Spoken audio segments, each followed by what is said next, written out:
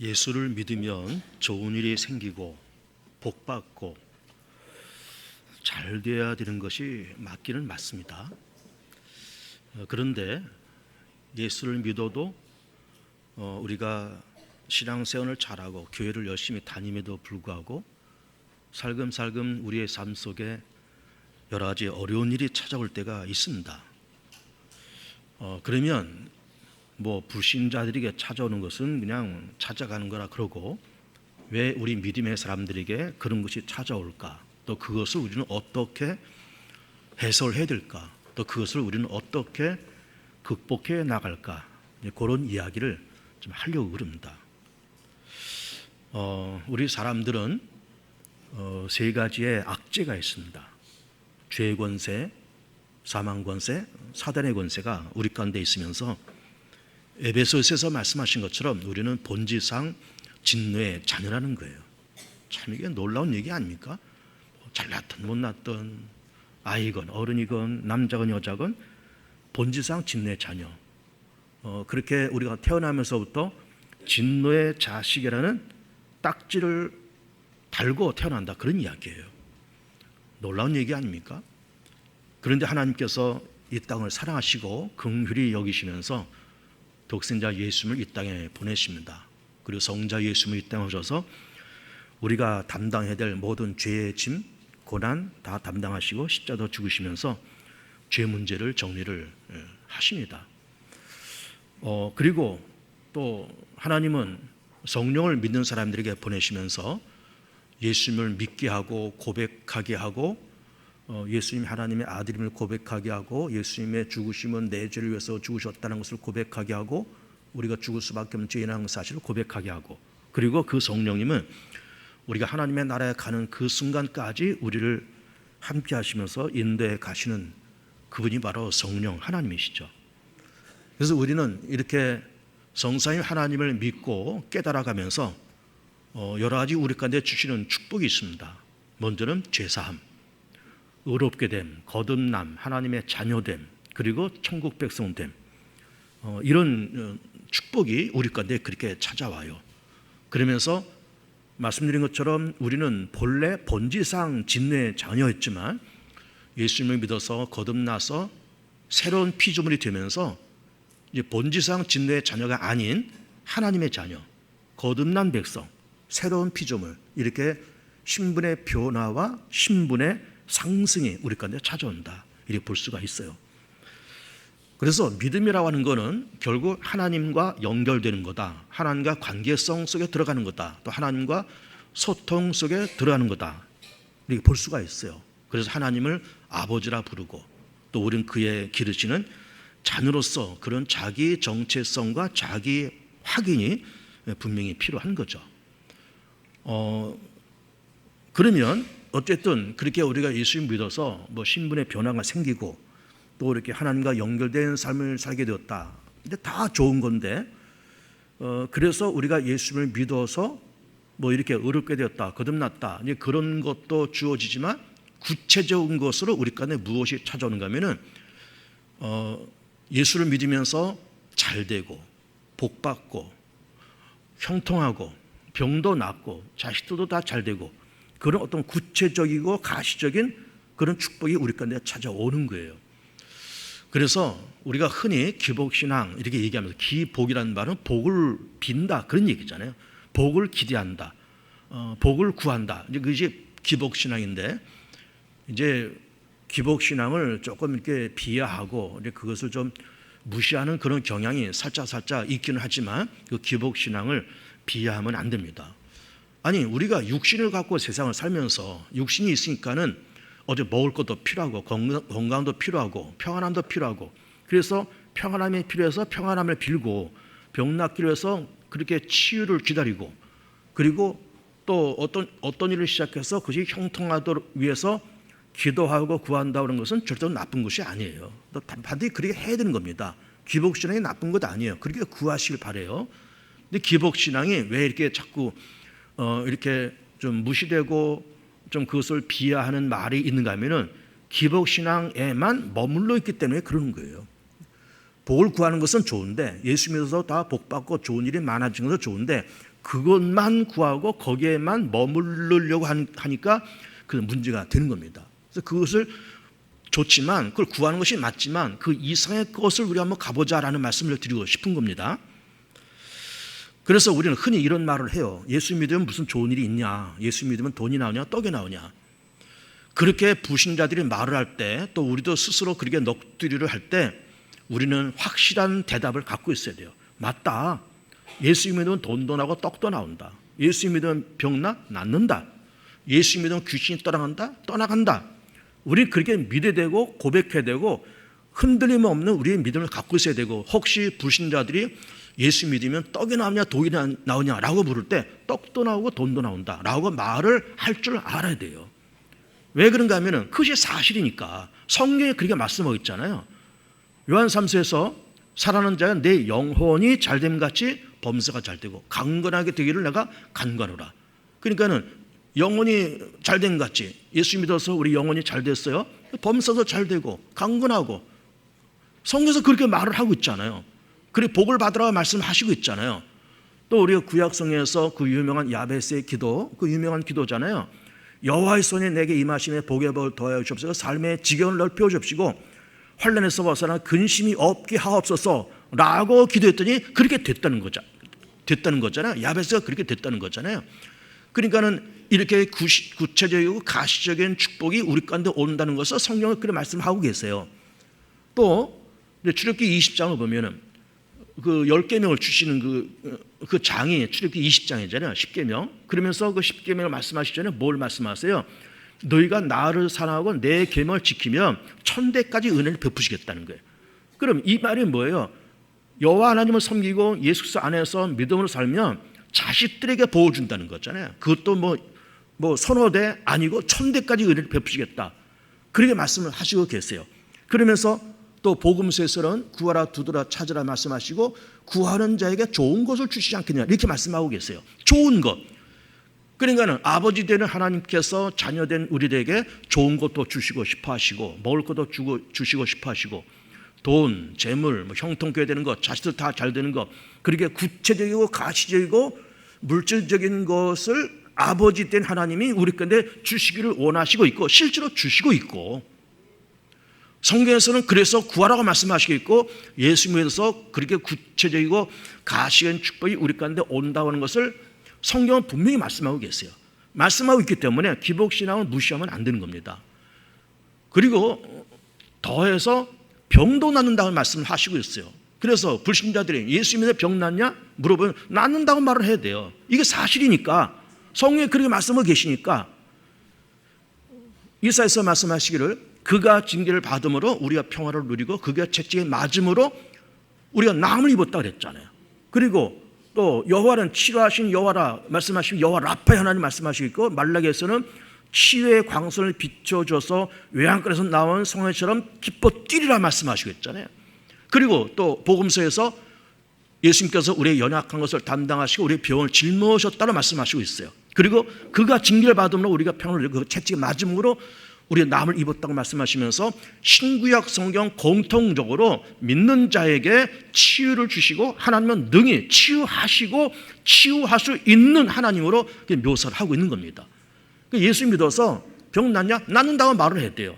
귀신 쫓아내냐? 나간다. 예수 믿으면 좋은 일이 생기냐? 생긴다. 돈 나오냐? 떡 나오냐? 돈도 나오고 떡도 나온다. 말을 할 수 있어야 돼요.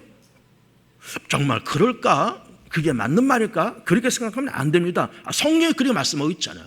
성경에 말씀하시니까 우리는 믿어야 되고 그런 구체적이고 가시적이고 물질적인 축복을 먼저 받기를 축복해요. 담대히 또 우리는 구할 수 있어야 됩니다. 아니 톡 까놓고 얘기해서 하나님 나 얼마 부족합니다 좀 주세요.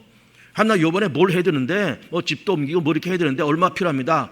아이들 대학 가고 등록금 낼 때도 얼마 필요합니다. 구하세요. 하나님 나 이렇게 아픕니다. 이러이러한 것이 불편하기 고쳐주세요.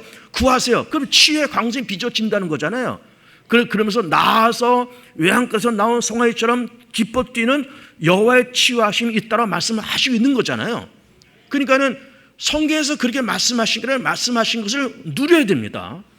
말씀만 하시면 우리는 그거 찾지 않고 누리지 못한다. 이것도 건강한 믿음은 아닌 거예요. 그래서 예수 믿으면 좋은 일도 생기고 병도 낫고 돈도 나고 떡도 나온다, 다 나올 수 있다라고 담대한 그런 생각과 비전이 우리까지 분명히 필요한 겁니다. 성경이 그렇게 말씀하시고 있으니까.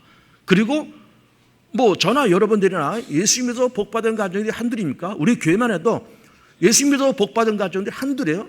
여기도 수두룩하게 앉아 계세요.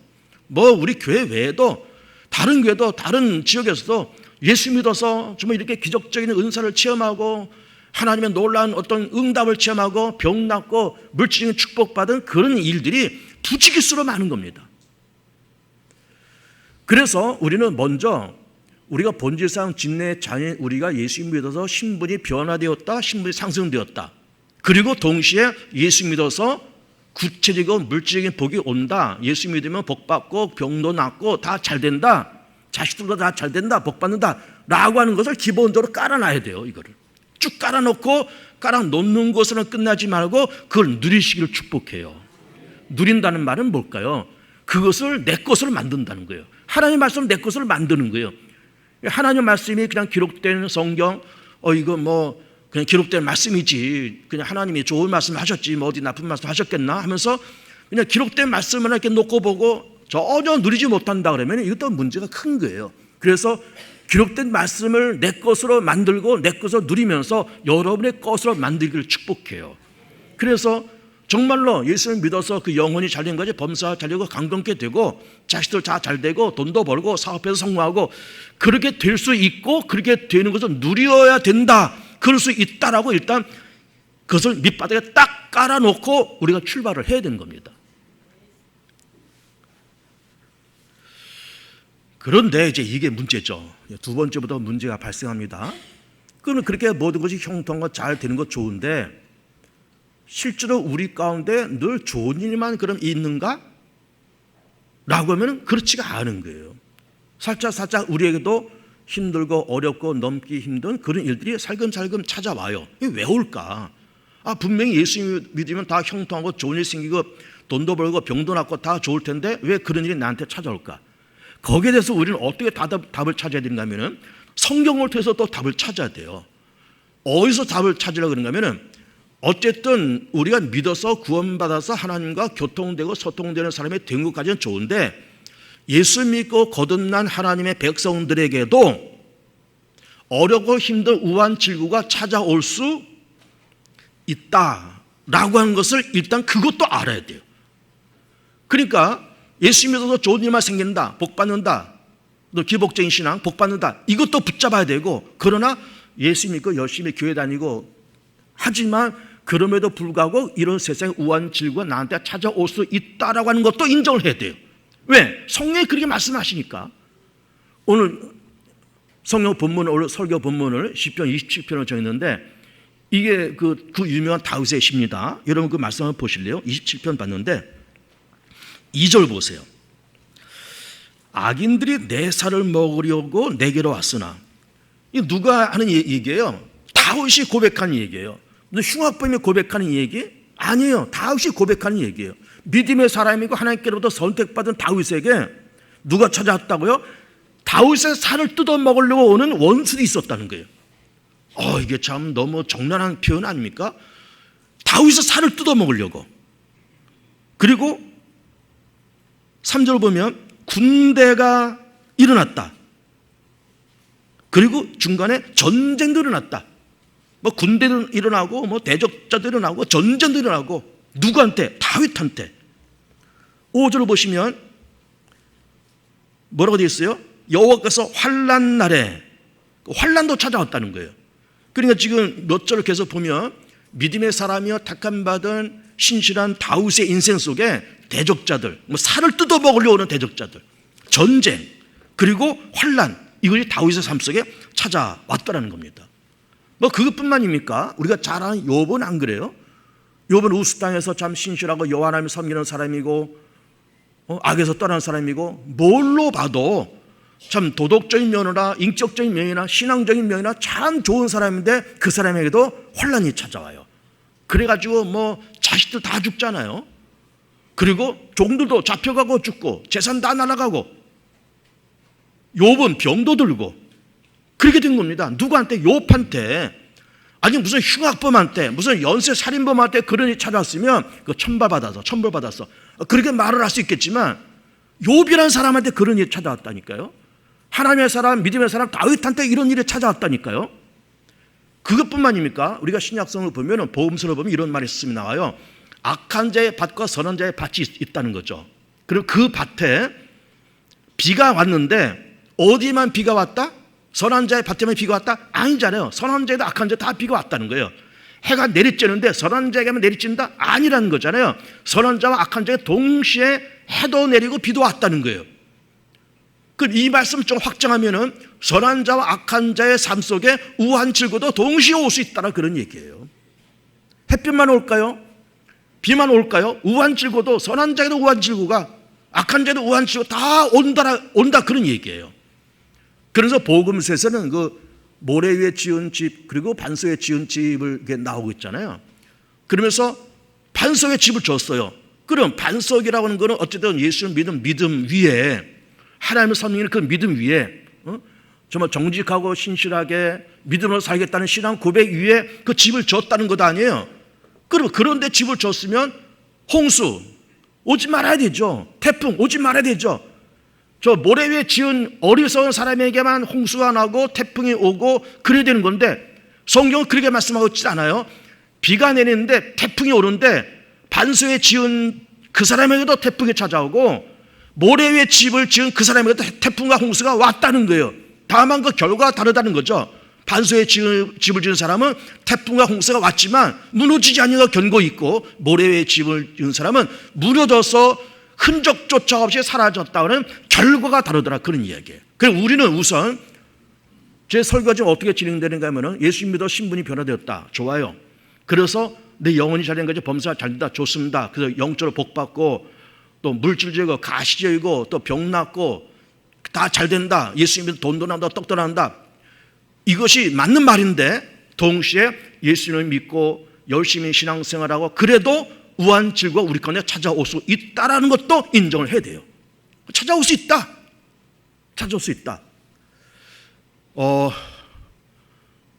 그 요한복음을 보면 그 실로암 사건이 나오면서 이렇게 말씀하셨잖아요. 나면서부터 소경된 사람이 나와요.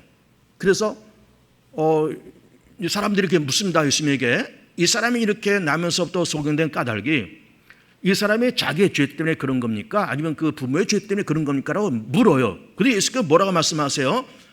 그거는 자기의 죄 때문도 아니고 그 부모의 죄 때문도 아니고 하나님께서 그를 통해서 하시고자 하는 일이 있다. 하시고자 하는 일이 있으니 그걸 지켜봐라. 그 결과를 지켜봐라. 그런 얘기를 하시잖아요. 그러면 그거를 묻는 사람들, 그 제자가 되었던 그 주변의 사람들이 그렇게 나면서부터 소경된 사람이 왜 그렇게 소경되었을까를 이렇게 보는 거예요. 보면서 이 사람들이 무슨 생각을 했다는 거예요? 이 사람이 나면서부터 소경된 거는 하나님의 진노와 저주를 받아서 이래. 그런 생각을 갖고 있었던 거예요. 하나님께로 벌 받고 있지.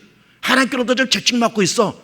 근데 그 채찍을 맞은 것이 본인의 잘못 때문에 그런 거야? 그 부모의 잘못 때문에 그런 거야? 하면서 예수님께 물어봤는데 예수님 그렇게 대답하지 않으세요. 하나님의 진노 받는 것도 아니다. 그의 죄 때문도 아니고 그의 부모 때문도 아니고 그를 통해서 하나님께서 하시고자 하는 일을 나타내야 함이라 하면서 실로암 가서 실행을 낫다는 것 아니에요. 그러니까 예를 들어서 우리가 예수 믿는 사람들입니다. 뭐 불신자들을 지금 얘기하고 싶은 마음은 없어요. 불신자들은 그냥 그렇다고 치고, 저도 우리 예수 믿는 우리 믿음의 공동체 안에 들어간 우리들이 예수 믿어서 복받기를 우선 원하는데 어느 가정에 힘들이 생겼습니다.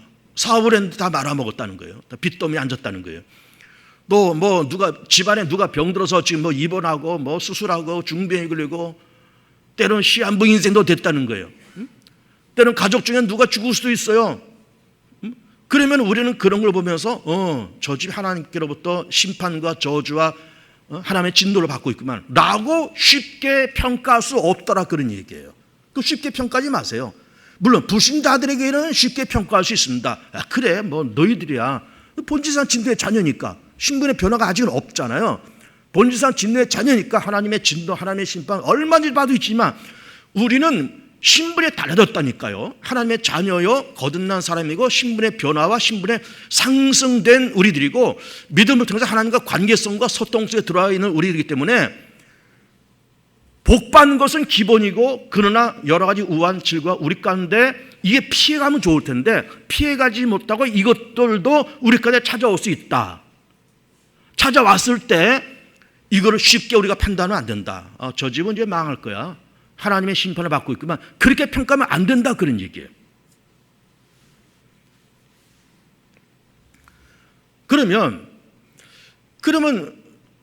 우리가 이렇게 믿음으로 살아가고, 그런 믿음이 뭐냐라는 것도 우리가 알아가야 되고, 그리고 이렇게 찾아오는 어떤 우한질고, 믿는 자임에도 불구하고 우한질과 찾아왔을 때 우리는 이것을 어떻게 해석해야 될까, 이것도 우리가 짚고 넘어가야 됩니다. 그리고 과연 믿음이 뭐냐, 이게. 그런 우한질과 찾아왔을 때 우리의 믿음은 어떻게 역사하고 어떻게 발동되어야 되느냐, 어떻게 발동되어야 되느냐. 첫 번째는 믿음은 내성입니다. 내성. 여러분, 내성이라는 말이 뭐예요? 견딘다는 거잖아요. 견딘다. 인내한다. 내성이, 믿음이 있으면 내성이 생겨요. 여러분, 이게 건물도 이게 서 있지만은 지진이 일어나면 뭐 아무리 잘 지은 건물에도 무너져요.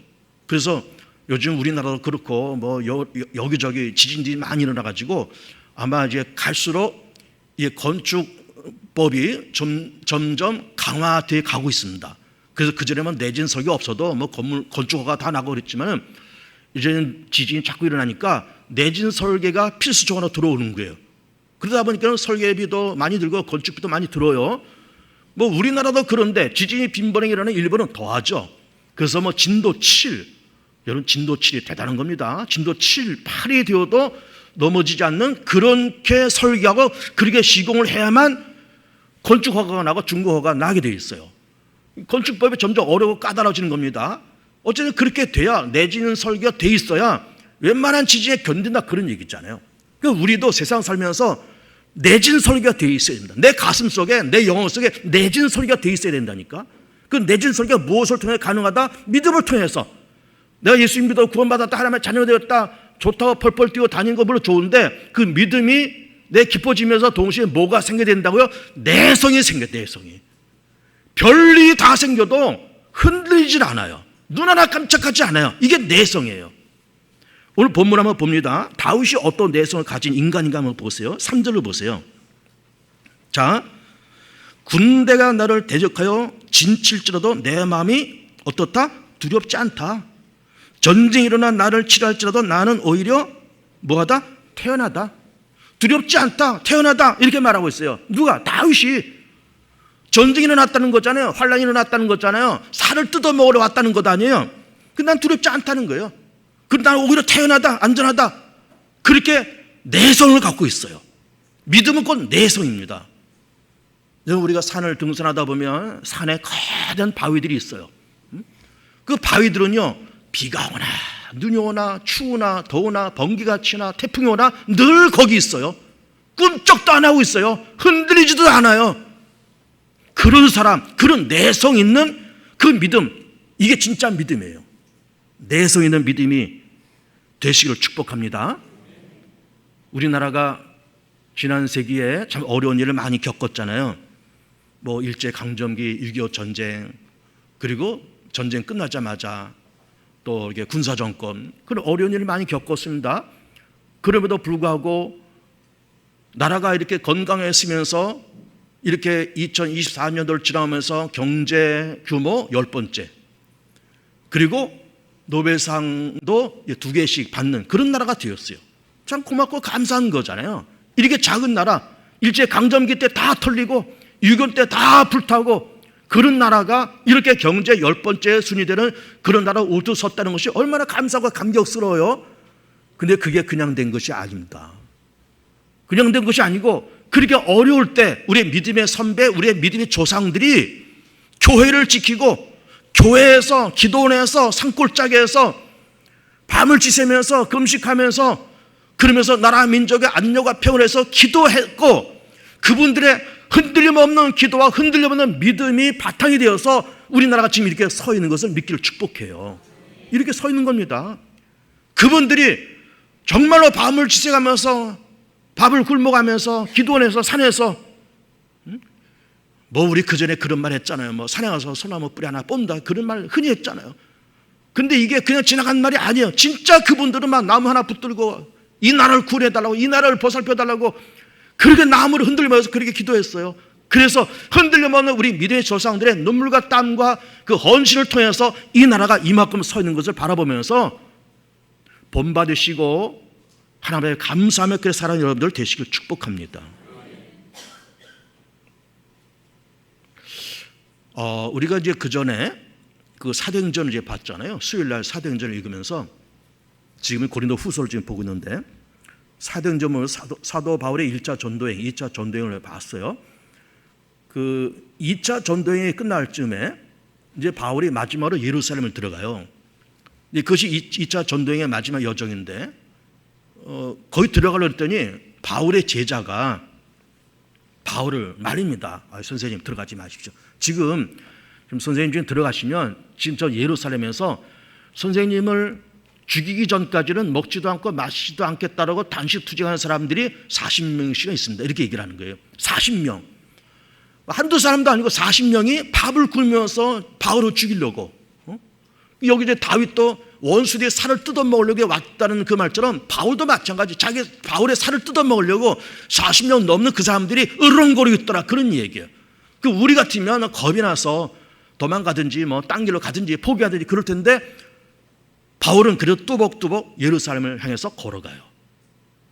들어가서 자기의 정당성을 주장하고 예수 그리스도 하나님의 아들 되심과 그의 십자가를 통해서 우리가 구원받고 우리가 예수님을 심어서 하나님께 나아간다는 그 복음을 담대히 전하고 그래도 막 시끄러지니까는 로마 교황한테 상소를 올려요. 그러면 나 예루살렘에서 재판받지 않겠다. 나 로마 시민이니까 나 로마에 가서 재판받겠다. 나 황제한테 재판받겠다 해서 예루살렘에서 지진을 건너서 로마로 들어가잖아요. 그래서 거기서 로마에서 재판을 받아요. 그래 우리 같으면 당신 뜯어먹으려고 당신 살을 뜯어먹으려고 몇 사람 기다렸어 그러면 막 기겁을 할 것 같은데 40명씩 있다는 그런 말을 듣고도 전혀 눈 하나 깜짝하지 아니하고 예루살렘을 들어가요. 왜 그럴까요? 이게 바로 내성이에요. 모든 것을 견디고 품고 모든 어려움이 있지만 흔들림 없이 자기의 인생을 살아가는 흔들림 없이 눈 하나 깜짝하지 않고 자기 사명, 자기의 표대를 향해서 뚜벅뚜벅 걸어가는 그러한 인생. 뭐 풍파가 왔다 그래서 뭐 시험 들고 뭐 예수 믿네 안 믿네 그리고 누구 엄마고 하나님을 살아계시면 정말 이렇게 할 수 있냐 하면서 하나님 엄마고 나 이제 안 믿을래 교회 안 다닐래 그런 것이 아니라 그렇지만 그럼에도 불구하고 그 모든 것을 견디면서 꿋꿋하게 자리를 지키고 자기 사명을 지키는 나아가는 내성 있는 그런 믿음, 이게 진짜 믿음인 거예요. 그리고 두 번째 믿음은 첫 번째는 내성을 얘기하고 두 번째 믿음은 뛰어넘는 걸 얘기합니다. 뛰어넘어야 돼요. 환난 올 수 있다 그랬잖아요. 풍파 다 옵니다. 다 뛰어넘어요. 가난도 실패도 낙심도 좌절도 아픔도 다 뛰어넘어요. 무엇을 가지고? 믿음을 가지고. 오늘 다윗의 시를 지금 27편에서 보고 있지만 다윗의 시에서는 또 그렇게 말하십니다. 다윗은 이스라엘 왕이지만 전쟁을 많이 한 사람이잖아요. 전쟁할 때마다 다윗은 뭐라고 고백합니까? 내가 주를 의뢰하여 적군에서 달리며 내가 하나님을 의지해서 담을 뛰어넘나이다 하면서 뛰어넘나이다. 주를 의지해서 우리 하나님을 의지하고 담을 뛰어넘나이다. 그 담을 뛰어넘고 여호와를 의뢰하면서 적군에서 달리면서 그 전쟁터에서 가는 곳마다 승리를 해요. 또 하나님께서 다윗을 이기게 하시고 가는 곳마다 이기게 하시고 왜? 그걸 뛰어넘으니까. 그리고 고린도후서에서는 우리가 사방으로 우겨싸움을 당하여 쌓이지 아니하며 핍박을 받아도 버림받아 되지 아니하며 거꾸로 때림을 당하도 망하지 아니하면 주께서 우리와 함께 하시며 예수의 생명이 내게 있기 때문이라고 그렇게 고백을 하고 있으면서 이게 고린도후서 그 말씀이 바울의 고백이잖아요. 사방으로 우겨싸 쌓이지 않는다. 거꾸로 때림을 당해 그래도 망하지 않아. 핍박을 받아 그래도 난 버림받지 않을 거야. 그런 믿음을 가지고 그 모든 것을 견디고 뛰어넘고 있어요. 그러면 견디고 뛰어넘는다고 하는 것이 물론 말은 좋은데 왜 그러냐 이거 왜 견디냐 왜 뛰어넘느냐 그 이유는 뭘까요? 그렇게 우한 질고가 찾아와서 어려움 당하고 무너지고 심지어 병도 들고 앞길이 막막한 그런 일을 만났을지라도 왜 그렇게 고백할 수 있을까? 그거는 이게 다가 아니라는 것을 믿기 때문에 그래요. 이게 다가 아니다. 하나님의 또 다른 계획과 하나님의 또 다른 인도하심이 있을 거라는 것을 믿기 때문에 그걸 참고 견디고 버티고 그리고 그 모든 것을 뛰어넘고, 왜? 이게 마지막이 아니야. 하나님의 또 다른 계획이 있으실 거야. 이걸 믿으니까 어떤 환경이 와도 좌절하지 않습니다. 어떤 환경이 와도 무너지질 않아요. 어떤 환경이 와도 포기하지 않습니다. 그런 내성과 뛰어넘는 믿음이 있으셔서 어려움을 만났습니까? 어려움 다음에 또 하나님의 좋으신 인도하심이 분명히 있을 것이고, 내성과 뛰어넘는 믿음을 가지시고 일단 좋은 일이 많아지길 바라고, 어려운 일이 혹시 살금살금 올지라도 이거는 다 올 수 있는 거야 하면서 내성과 뛰어넘는 믿음을 가지시고 또 다른 하나님의 인도하심과 또 다른 하나님의 응답을 경험하며 살아가는 복된 교우들 다 되시기를 축복합니다. 우리